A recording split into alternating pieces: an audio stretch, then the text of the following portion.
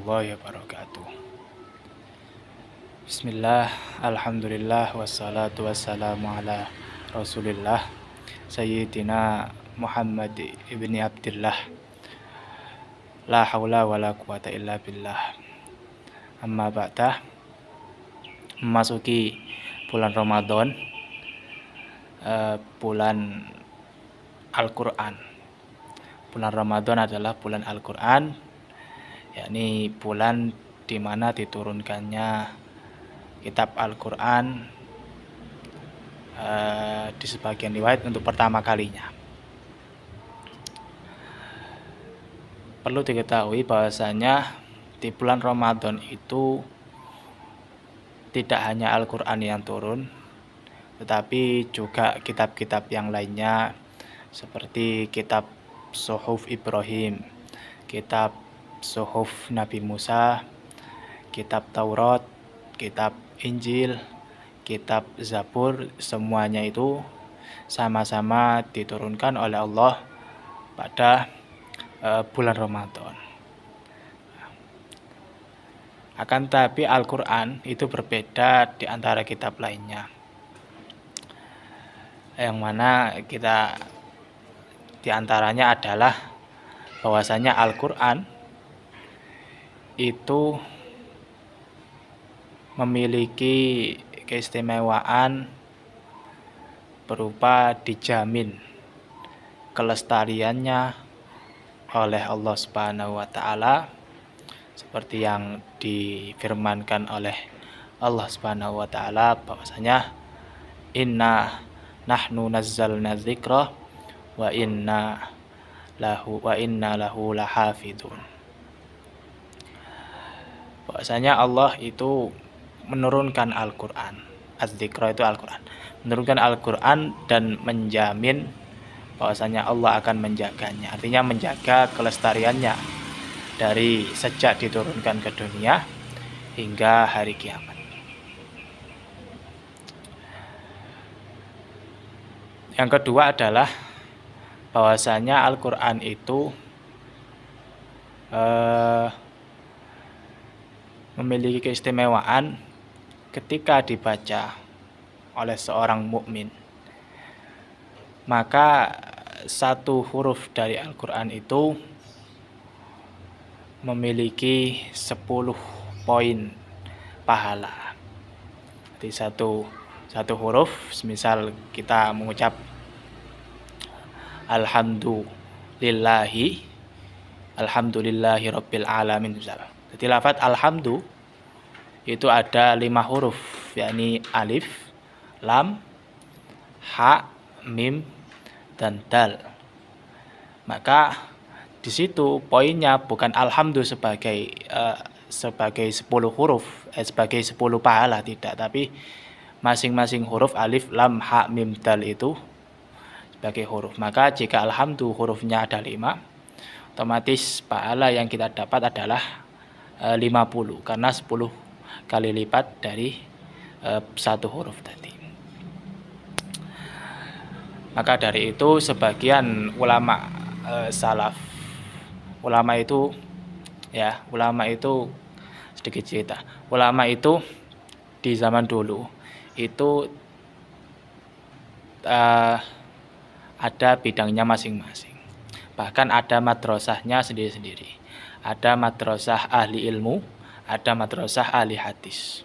Kalau madrasah ahli ilmu ini mencakup ulama fikih, ulama ahli kalam, ulama bahasa, dan lain sebagainya. Tapi kalau ulama ahli hadis, ya ulama-ulama yang meriwayatkan hadis. Seperti itu. Nah, ulama ahli hadis, ulama salaf dari kalangan ahli hadis, ketika bulan ini termasuk alasan ya, kenapa ulama ahli hadis itu mengkhususkan bulan Ramadan sebagai bulan membaca Al-Quran. Kenapa? Karena tadi, yaitu satu huruf dari Al-Quran ketika dibaca oleh seorang mukmin maka menghasilkan 10 poin pahala. Dan ketiga adalah orang-orang yang menghafal Al-Quran itu di hari kiamat akan bisa disyafaati oleh Al-Quran, dia juga bisa mensyafaati keluarganya, bahkan di sebagian riwayat bisa mensyafaati hingga 10 orang, 10 orang keluarganya. Terus dia juga diberi kesempatan untuk membaca Al-Quran di hari kiamat. Terus dia juga mendapat kemuliaan, yakni bahwasanya orang yang menghafal Al-Quran itu punya kelas VIP di surga nanti. Pemahaman hafal Al-Quran ini sering dikeliruai atau disalahpahami sebagai menghafal bacaan Al-Quran saja. Padahal menghafal Al-Quran itu yang dimaksud di zaman dulu. Era dulu itu ketika mengatakan hafal Al-Quran, artinya orang itu sudah menghafal sekaligus mengetahui rantai pembelajarannya, terus juga mendalami ilmu-ilmu Al-Quran. Jadi bukan hanya sekedar membaca Al-Quran, mempelajari tajwid, tidak, tapi itu beliau juga mempelajari segala ilmu Al-Quran. Sehingga ketika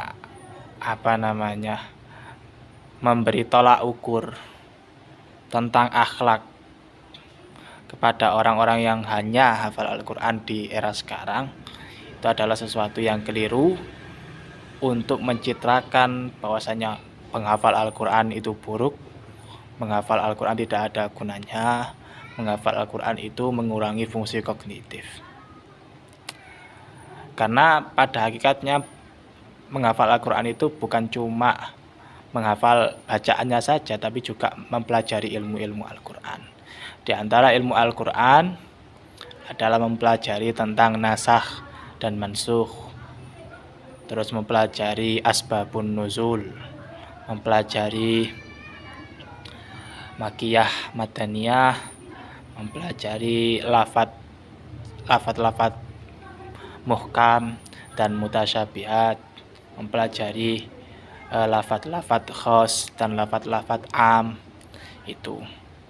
Sehingga kalau orang sudah mempelajari ini semua dan sudah menghafal Al-Quran, maka bisa disebut dengan penghafal Al-Quran. Itu di era dulu. Cuma di era sekarang menghafal Al-Quran itu cukup hanya dengan menghafal bacaannya saja.